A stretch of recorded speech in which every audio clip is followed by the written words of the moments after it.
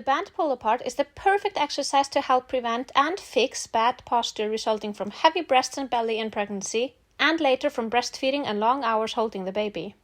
Stand with your feet about shoulder width apart or closer together if that feels more natural to you, and keep a slight bend in your knees. Hold the resistance band with your hands in a supinated position, meaning palms facing up, and raise your arms out in front of you at about shoulder level. Engage your core with diaphragmatic breathing and keep it engaged throughout the whole set.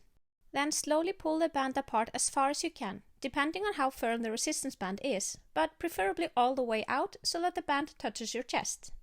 Then slowly reverse the movement and return to starting position in a controlled motion. Don't just let the resistance band pull you back. Hope this helps!